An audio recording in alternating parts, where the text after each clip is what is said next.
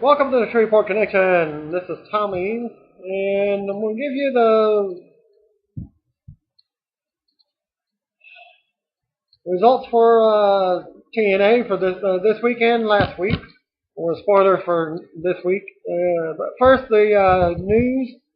Chris Sabin had his head stitched up last week as a result of an errant hit during the Ultimate X match from the pay-per-view on the X Division Championship match at Slammiversary. TNA Wrestling officials were pleased with the outcome of Slammiversary. Company President Dixie Carter stated the following on her Twitter. So proud of every single member of TNA. What a great Slammiversary pay-per-view. Top to bottom, thanks to the best fans in the world. Best to come. Prior to his match against Kurt Angle at Slammiversary, AJ Styles debuted a new theme song called Evil Ways. Justice Mix by Blues Saraceno. Audio of the theme song is available on YouTube.com/watch ? Feature equals player _ embedded. Ampersand. V equals OTNRH big X 55 MZ capital I. At Slammiversary, it was announced that Kurt Angle would be the second inductee into the TNA Wrestling Hall of Fame, taking place during the Battle for Glory weekend in October. Though through Twitter, fellow TNA legend Jeff Jarrett congratulated the Olympic gold medalist on the honor. And he says, congratulations to the one and only at Real Kurt Angle for being inducted into the TNA Hall of Fame. He also wrote, inside the ring, there's never been anybody better. The official YouTube account of TNA Wrestling has released post-Slammiversary footage, which features Sting being assisted to the backstage area by two referees after being struck with a hammer by Bully Ray to conclude the no-holds-barred World Heavyweight Championship main event. And the video also showed Sting being carried to the back. Also, referee Earl Hebnar had to be worked on, also carried to the back during his match. TNA officials originally planned for Abyss and Joseph Park to appear in the same segment on last week's episode of Impact, as they were talking about it. At one point, plans called for Abyss to come out during the segment where Devon worked over Joseph Park in the middle of the ring. There was someone at the taping set to portray Abyss, but the plan was dropped at the last minute. Matt Morgan addressed his infamous rant on the internet wrestling community in a tweet, commenting to Ricky McBride III at Ricky Rath at VP Matt Morgan. As an internet nerd, I approved of your nerd comments. I was LMAO. Matt Morgan says at Ricky Rath, either way, that guy back in 2006, 2007, when it looked to be shot, was a drug-addicted, immature douchebag. Grateful to be sober today. He was talking about himself. Mickie James lands a Dr. Pepper deal, advertising in commercials, possibly with her horses from her ranch. Hulk Hogan to continue to tease that he wants to wrestle again, even going as far as saying he'd like to be TNA champion. Bully Ray stated while doing media for Slammiversary that after he'd finished with Sting, he was aiming for a program with Hogan. Hulkster wrote the following on Twitter, perfect timing to start serious training again. Last time around the block for me, so this is going to be really intense. Transformation time, Double H. UK star Matt Haskins sets the record straight on his TNA injury. His current injury, Pro Wrestling Goals, from the June 10th, 2013, from 11 a.m. And reported by .NET staffer Darren Gutridge, conducting the following interview with former TNA and current UK independent star Mark Haskins, who appeared on the Fight Club Pro show in Wolverhampton, England on May 24th. For the latest on the company, follow them on Twitter at Fight Club Pro. And Darren asked, you worked for several wrestling companies over the long weekend in the UK. Do you enjoy working for the wide variety of companies in the country? Now you're back home, working in different cities every night with different guys. And Mark replies with, yeah, absolutely. I'm really fortunate that I get to do something I love as a living and be able to travel as much as I do. There are a lot of talented guys in this country, and I'm not the only one who thinks that the UK is a hotbed for talent. Being able to compete on shows with guys who are as talented as they are is a real privilege. And Darren asks, you injured your ankle at Southside Wrestling this past Saturday. What happened? Is it serious? And Mark replies, I think I tweaked my ankle near the start of the match. It's hard to tell as you often get to the back with aches, pains, bumps, and bruises. You have no idea how you ended up with them. Chris Travis and I fell to the outside of the ring after a suplex over the ropes, and that's when it really started to hurt. It feels better already. I must have just twisted it. It just meant that I lost out on a show the following day. Years ago, I might have tried to wrestle the day after, but at this point in my career, I'd rather take time to heal up.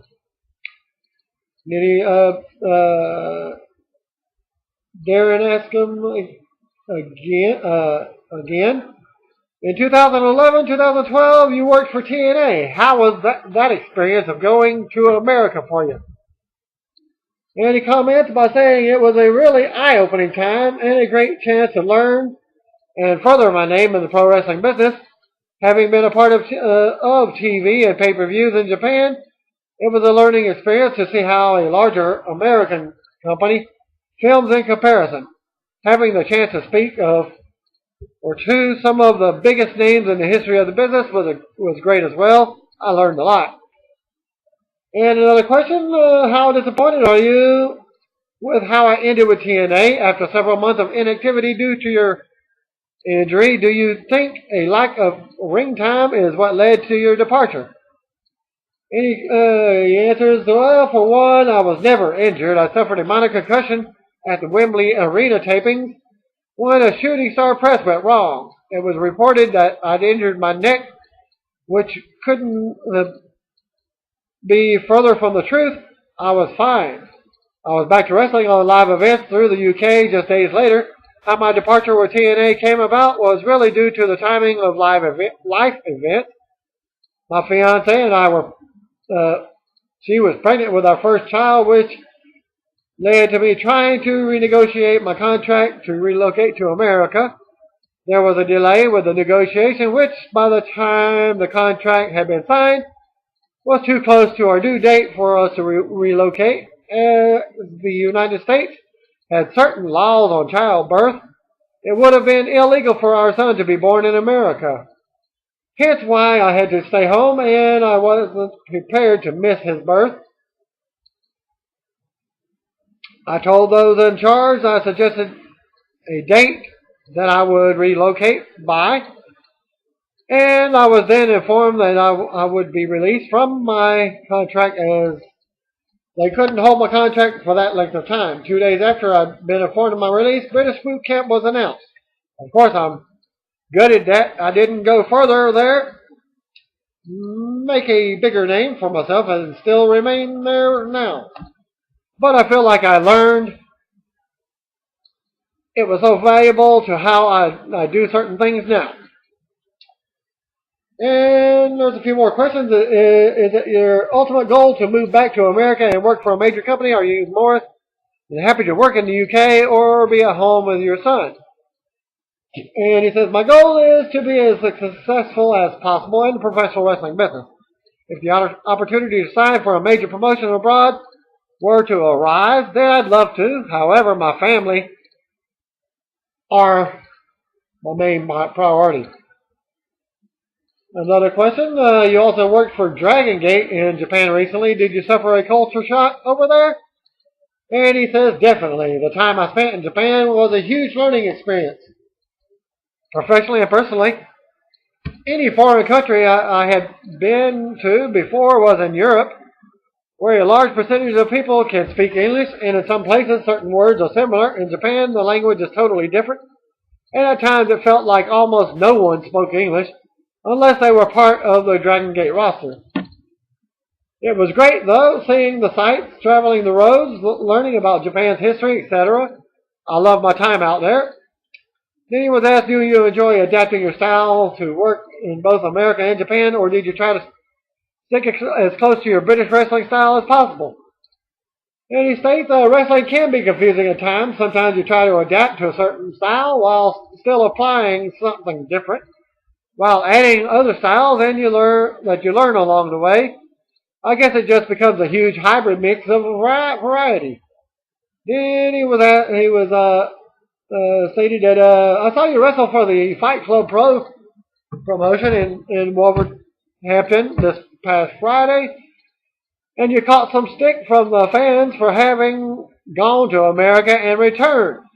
You seem to relish it and even touting your philosophy of screw indie wrestling because you're a pro with your t-shirt, of which I am now a proud owner. Does it affect you, or do you enjoy the banter? Any comments? But I have great fun. I have great fun in being an antagonist. That's generally how I am in life.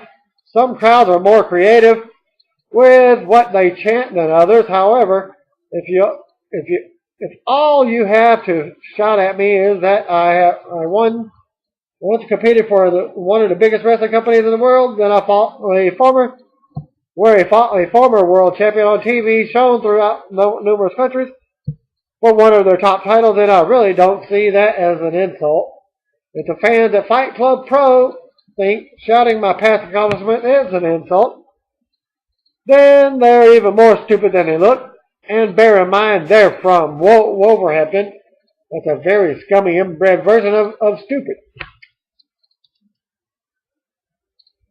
Okay, then he was asked about where can your fans see you next, injury permitting. He says his website is shophaskins.com is the best place to check out his schedule. And you can also find out where he is, usually posted on Facebook page or his own Twitter account, which is at Mark_Haskins. For real safe. TNA Hall of Famer Sting appeared on Kentucky Sports Radio on WKJK AM 1080 in Louisville, Kentucky, with host Matt Jones. .net member Jeremy J-Moss 26 Moses sent the following recap. Sting joined KSR at 11 a.m. Eastern Standard Hour. His son Stephen Borden is a linebacker for the University of Kentucky. They hyped the TNA Impact taping in Louisville for July 18th and the TNA Baseball event in Lexington this Saturday before the interview. Sting talked about his son's football career and noted he visits for UK spring game. And the host hyped baseball when Sting said fans would see some of the best in a different setting. Jones asked about the Slammiversary match. Sting said that it's not so much about the world title for him anymore. He questions if it was a step towards retirement. He said he didn't want to retire and then come back. Jones then asked if there was anyone Sting wished he could have wrestled. Sting gave the standard answer. He would have liked to wrestle Undertaker and also wished that he would like to wrestle Shawn Michaels, the Heartbreak Kid. Fans sent in favorite match of all time, Clash of Champions. 1 versus Ric Flair. Great American Bash, 1990 versus Ric Flair. Starrcade, 1997 versus Hulk Hogan. Has he seen The Wrestler? No, I've seen bits and pieces. It showed the seedy side. It's different now and more mainstream. There have been a lot of guys we've lost due to drugs. He did compliment Mickey Rourke's performance in the movie. And then they closed a more hype for baseball event. And now what you've all been waiting for, Impact Wrestling from June the 6th 2013. Previously shown, we saw Chris Sabin becoming the new X Division champion from the pay-per-view. We also saw James Storm and Gunner, the Strange Bedfellows, becoming tag team champions. Terry Terrell was the last knockout standing. Kurt Angle will be the next was the next inductee into the Impact Wrestling Hall of Fame. Bully Ray was able to defeat Sting, but with some help from Aces and Eights, as I predicted. We are in Duluth, Georgia, and your announcers are Mike Tenay and Taz. Former TNA announcer was fired.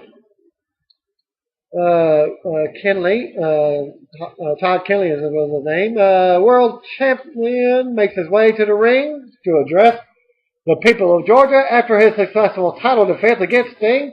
Ray asked Mike today if he is happy to see him today, and Mike points out how many members of Aces and Eights had to help him beat Sting. Ray says that everyone is very happy to see him. He introduces himself and reminds us that he is the world champion and that he is from New York City. He is the guy who defeated Sting at Slammiversary. Slammiversary has not been too kind to Sting. Last year was the first time that Sting got jumped by Aces and Eights. Everyone knows what happened on Sunday. He single-handedly defeated Sting. Ray says that rumor has it that Sting might even retire. TNA has no more heroes. He has destroyed everybody. Nobody can do a damn thing about it. There was only really one thing to do. Bully says that he deserved to be in the Hall of Fame himself. Bully tells Dixie to get out of the mirror for 5 seconds to come to this ring. Instead of Dixie Carter, Hulk Hogan's music plays and he makes his way to the arena. Father-in-law says that it sounds like that this is straight up Hulkamania country. He has to give the devil his due. On Sunday night, Bully was on the top of his game. He could not believe how Sting slipped on a banana peel while Aces and Eights helped Bully win again. Hogan wanted to make sure that he heard that there was no more competition in Impact Wrestling. Bully tells Dad that he heard him. Hogan tells his son-in-law, brother, that he begs to differ. Impact will be hot with competition this summer. Bound for Glory Series will be taking place. The 12 participants will be selected in the official selection show. Hogan tells Bully that tonight Bully will be facing a man he screwed over, not once but twice. Bully will be facing Jeff Hardy tonight. Jeff Hardy comes out and he is back to the face-painted Jeff Hardy and shaved beard. Hardy gets into the ring and Ray goes to the floor for a moment. Ray says that Hogan cannot put him in a match with Hardy, but Hogan says that he can do anything he wants. Hogan says that this is Hardy's first night back, so Jeff can feel welcome. There will be a little monster ladder in the middle of the ring. The title will not be on the line. Hogan said that there will be something hanging from the rafters. The playing field will be leveled with the ladder. Jeff pulls out a long hammer from the back of his pants. Hogan says that whoever gets the hammer first will be able to use it. We will see a Bound for Glory Series video package. The person who wins the Bound for Glory Series will face the world champion at Bound for Glory. Next week we will find out who gets into the Bound for Glory Series. Chavo is in the back with Hernandez, and he says he's frustrated because of the loss. Chavo says that they are in the Bound for Glory Series and they can get a shot at the world title. Hernandez offers his hand, but Chavo does not shake it, and heel faction and tells Hernandez that he taught him a lot, but not everything. And they go to commercial. First match, Hernandez versus Chavo in the Bound for Glory Series qualifying match. Even though they said next week would be who's deciding getting into the Bound for Glory Series. They fist bump before locking up. Chavo with a waist lock, and then he tries for a snapmare, but Hernandez does not go over. Hernandez with a shoulder tackle, Hernandez with a wrist lock, and Chavo with a reversal. Chavo with an arm drag, they lock up again. Hernandez with a clean break, but Chavo with a European uppercut. Hernandez misses a charge into the corner, but Hernandez pushes Chavo out of the corner. Chavo gets a drop kick for a near fall. Chavo with an arm bar. And Hernandez with a slam, but he misses a dive. Chavo with a flip senton onto Hernandez. Chavo with body scissors. Hernandez picks up Chavo and puts him on the turnbuckle. And then he slaps Chavo. Chavo with a kick, and he comes off the turnbuckle. Hernandez catches Chavo, and he hits an overhead suplex. Hernandez with an elbow and a double sledge to the chest. Hernandez with a stinger splash, and then he gets Chavo on his shoulders, and he drops down, hits the backbreaker, but Chavo gets back to his feet and gets his feet on the ropes.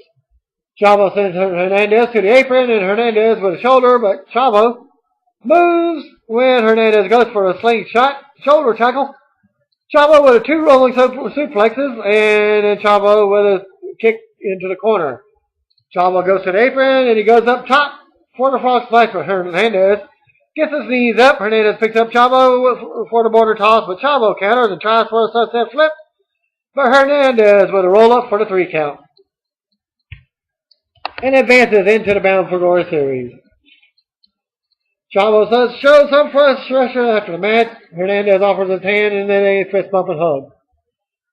Rampage Jackson walks in the back, and he's greeted by Pat Kenny, Gunner, and James Storm. And then they go to commercial. So there's your answer. Rampage Jackson is in TNA.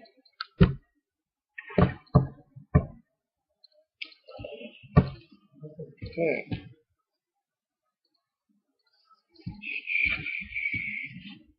After the commercial, or they're back in Rampage, we'll be on the show at the top of the hour. Going into the second hour, Devon makes his way to the ring. He tells everyone to sit down and shut up when he's in the ring. He is going to make this nice, short, and simple. Abyss is something that Devon wants, something that was stolen from him at Slammiversary. He says that it is not a sanctioned match. He wants his television title back. Abyss does not make his way to the ring, but instead his brother, Joseph Park. Joseph tells Devon to shut up. He says that he was robbed of his chance to be a champion. He says that he is done being bullied. Joseph with a double leg takedown, and he punches Devon. Joseph with a running shoulder tackle, and then he knocks Devon to the mat. Devon with a clothesline to Park. Devon hits Joseph with the mic, and then he punches Joseph. Devon follows Joseph to the floor, and he continues to punch him. Devon takes a chair, and before he can hit Joseph, Abyss's music plays, and Devon gets in the ring to wait for Joseph. The smoke comes from the entrance, and Devon wants Abyss to come out. Devon says that if Abyss does not want to come out, he will find Abyss. Devon hits Park again, and he goes through the crowd to look for Abyss. Park sees that he is bleeding, and he goes into that place. It's like seeing blood. Triggers Abyss character. They go to commercial. We're back, and Devon and Nux are looking for Abyss. They are unsuccessful in their first few attempts. I remember seeing them going into a door that had some stairs or something, and they both go in there. And it sounds like they're beating up somebody, but nothing comes out of that. And before the next match, Robbie E. said that he was the MVP of the 2012 Bound for Glory series. He beat Jeff Hardy, and Jeff won the entire thing. Robbie mentions that he got 5 points after he wins his qualifying match tonight.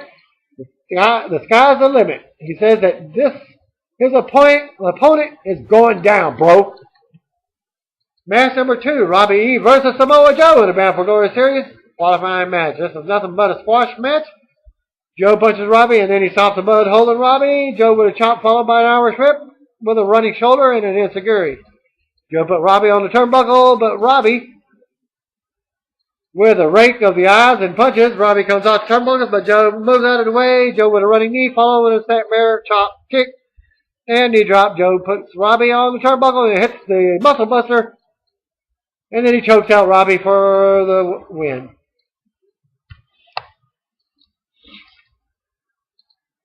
So Samoa Joe advances to the Bound for Glory series. So now you have 2 already there. 10 more to go. They go to commercial. We're back from commercial. We'll see what happens last week with the knockouts. Mickey James stops by to talk to Velvet. She has some Georgia lottery tickets for Velvet. She wants to explain her actions from last week. She felt like she was in a movie where everything was going in slow motion. Then Taryn came running out to make the save and steal her glory. Velma says that she will accept Mickey's apology, and when she wants a rematch tonight. Mickey says that she's already has a match, and Velvet can face her when she is healthy. Velma says that she is healthy. Mike reminds us about the replay of Slammiversary. Speaking of Slammiversary, we see a Kurt Angle Hall of Fame video package with highlights from Kurt's speech at Slammiversary. Back to commercial. We're back with Jeremy Borash in the ring, and he's talking about how the signing of Rampage Jackson made headlines around the world. Jeremy brings out Rampage, and he comes to the ring. Jeremy welcomes Jackson to Impact. Jackson says that this is an honor. He was a wrestling fan in Memphis. He says that he wants to be the best. He knows he has to beat the best. Kurt Angle interrupts and he makes his way to the ring. He tells Jackson that if he wants to beat the best, he is looking at him. Jackson might be the best in the cage, but this is his ring and his world. When Jackson thinks he is ready, he will have to go through Kurt Angle. Kurt says that this is real. Damn real. Well, he's no Undertaker. When he was in the American Badass character. This is my ring. This is my backyard. You gonna come into my backyard, try to take over? Better think again. And they shake hands, and then they get nose to nose. Angle leaves the ring. Mike today reminds us of the main event match where a hammer will be hanging above the ring, and the person who gets it will be able to use it. Jeff Hardy says that he will get his chance for revenge tonight. Then we get James Storm, Gunner, and Chris Sabin making their way to the ring as we go to commercial. Back from a break, and Bully asks Ken Anderson if he knows where D'Lo is backstage. Ken points out that the VP slot is open, and Bully wonders if Ken has any ideas. Bully says that Hogan thinks that he has them where he wants them. Why does he have to wrestle Jeff Hardy? Why does he have to climb a ladder to grab a hammer to hit Jeff Hardy? Why would Hogan want to put Jeff Hardy at risk? Why aren't members of Aces and Eights in the Bound for Glory series? Ray says that he is going to take care of that. Anderson asks Bully if he needs them to do any politicking. Ray says that it is Ken's call and that a good VP would know what to do. Match number 3, James Storm, Gunner, and Chris Sabin versus Kenny King, Austin Aries, and Bobby Roode. Sabin and King started things off with King getting a kick and a forearm to the back. King with a wrist lock, but Sabin with a reversal. Sabin with an arm drag, or 3 or 4 in an arm bar. Sabin with a head scissors. And then Gunner and Storm punch King and Sabin with a chop. Aries and Roode attack Sabin from behind, but Gunner and Storm work over Aries and Roode. Sabin with a Pescado on all 3 men. Sabin rolls King back into the ring, and he gets King on the shoulders, but King escapes. Sabin kicks King and Aries with a forearm across the chest. King chokes Sabin. Roode tags in and punches Sabin and sends him into the turnbuckle. Roode with a chop followed by a suplex. Roode gets a near fall. Roode with a knee to Sabin's midsection. Roode with a sunset flip, but Sabin rolls through. Storm with punches to Roode, followed by a hip toss and a reverse atomic drop and punch. Roode sends Storm to the apron, but Storm hits an enziguri. Storm takes care of King, but Aries drops Storm on the top rope, and Roode hits a drop kick. A double tags in, and Roode with a catapult into a forearm from A double. And then A double with a slingshot splash for a near fall. And A double with chops to Roode. And he runs Roode's eyes across the rope. Aries tags in and he punches Storm. Aries sends Storm into Roode's boot. Roode tags in and Storm hits a kick to Roode. And then he sends Aries into Storm, and everyone is in the ring. That is in the ring is down. Gunner tags in and he clotheslines King. Gunner punches Aries, and then he Irish whips King into the Aries. Gunner with a knee to King and a slingshot suplex for a near fall. A double the Rude Irish whip Gunner, but Gunner sends Aries to the floor. Gunner with a boot to Rude, but Rude with a spine buster. Storm with a clothesline to Rude, but Aries with a missile drop kick. Sabin with a back heel kick to Aries, and Sabin with an enziguri. Sabin with a springboard DDT, and he hits Hail Sabin on King for the 3 count. And Sabin, Gunner, and Storm win the match. Mickie James walks backstage in the back of this. We go to commercial. We are back, and Nux and Devon are still trying to find Abyss on their tour of the venue. They open a door, go down a hallway. We have a Knockouts video recap. Brooke Hogan is talking to Tara Terrell, and she says that she didn't expect to see what Tara did on Sunday. Tara said that Gail had it coming, and she wants to be the Knockouts champion. Tara asks Brooke if she is still in love with Bully. Brooke says that they should keep it about wrestling. Brooke wishes Tara good luck. Match number 4, Mickie James versus Taylor Hendricks. Taylor Hendricks' first match since her gut check win. Mickie applauds Taylor's entrance before the bell rings. They lock up, and Mickie backs Taylor into the corner and gives her a clean break. They lock up again, and Taylor with a wrist lock. Mickie with a reverse. But Taylor escapes and hits the fireman's carry. Mickie gives Taylor the thumbs up so far. They lock up again. Mickie with a side headlock. Mickie holds on the side headlock. When Taylor tries for an Irish whip, Mickie with a shoulder tackle, but Taylor with a drop kick for a near fall. Mickie shakes Taylor's hand, and then she applies a waist lock. Taylor with a back heel kick, and Mickie tells ODB her knee gave out, tricking her. Taylor goes up top, and when she goes to check on Mickie, and Mickie punches Taylor because it was a ruse, a fool. Mickie with a back heel kick for the 3 count.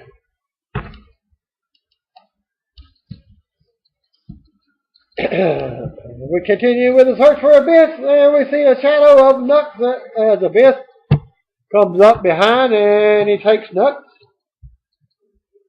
Abyss sends Nux against the wall, and then Abyss attacks Devon and sends him into the wall. Abyss says that he is taking this belt into the Abyss. And then we go to commercial. We're back, and we will find out Sting's fate next week. Next week, we will also see Kurt Angle versus AJ Styles in a Battle Glory Series qualifying match, and we also have qualifying match with Frankie Kazarian and Christopher Daniels facing Gunner and James Storm. Match number 5, Jeff Hardy versus Bully Ray in an untitled hanging hammer match in the main event. So we get Hardy starting off with a punch while Bully talking to Tad. Hardy sends Bully back into the ring when he connects with the shoulders. Hardy with a punch, and he hits a Stinger Flash. Hardy tries to float over, but Bully catches him, and Hardy hits Hardy with his head scissors. Hardy then sends Bully into the announcer's table, and he hits a clothesline off the apron. Hardy slams Bully's head into the ring steps. Hardy looks under the ring, and he gets the ladder. Bully trips Hardy and slams the hamstring into the apron as we go to commercial. Back from the commercial, Bully has Hardy's arm trapped, and he headbutts Hardy in the chest and punches him. Bully with a splash in the corner, and Hardy falls to the mat. Bully with a double sledge to the back, and he continues to work on the leg. Hardy with punches and a kick. Bully with a back body drop. Bully picks up the ladder, and he drops it on Hardy. Bully with an elbow drop to Hardy, and he works on the leg. He says that he does not need the hammer, and he punches Hardy. Hardy punches Bully, but Bully with a boot to the head. Bully mocks his father-in-law, and then he waves to Dad before hitting the 4th side of the ring. Bully tries for the bubble bomb, but Hardy escapes, and Hardy gets a kick and a DDT. Both men are down in the center of the ring. Hardy punches Bully, and Bully punches back. They exchange punches, but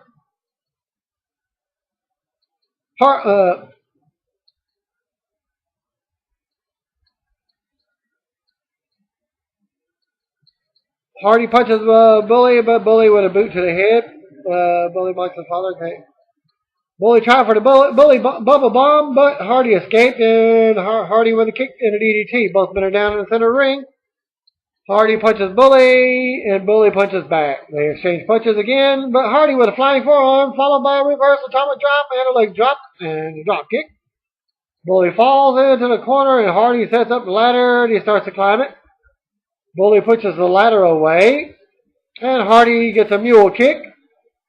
Hardy with a baseball slide, and the ladder goes into the crotchal region. Hardy climbs the ladder again, but Bully finally gets up, still holding his crotch, and Bully pushes Hardy off the ladder, and Hardy bounces off the ladder. Bully tells Taz that his balls are hurting.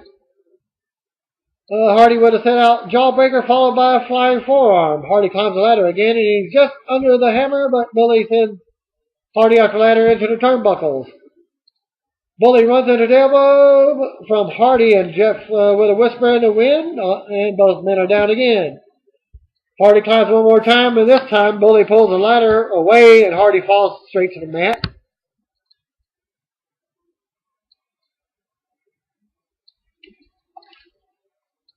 Bully puts the ladder over Hardy, but then he pushes Hardy into the corner. Bully gingerly climbs the ladder, and he grabs the hammer. Bully puts the ladder down, and he holds the hammer as he waits for Hardy to turn around. Hardy with a kick and a twist of fate. The hammer flies into the air, and Hardy grabs it. Hardy gets ready to hit Bully, but he misses a few times. Bully runs to the back, and Hardy chases after him, but Hardy collapses on the ramp. Hardy is helped to the back, and we see Bully Ray in the back as he is asking for his belt. It looked like Hardy had been tripped up as he was escaping the ring ropes. And Bully is bent over in pain, and Hulk Hogan comes up from behind. Bully with another hammer, and Brooke stepping in between them as Brooke stops him. Hulk stares at Brooke while Bully escapes backstage to the parking area to end the show. TNA taped the spoiler episode for the 13th for this week from Atlanta. Here are the spoilers. Joseph Park beat Crimson in the Bound for Glory Series qualifier. Where has Crimson been for the last several months? Magnus defeated Rob Terry, Kenny King, and Matt Morgan in the Bound for Glory Series qualifier. Velvet Sky called out Mickie James. Velvet says that she's been cleared to wrestle. Mickie attacked her and took her knee out in full heel faction.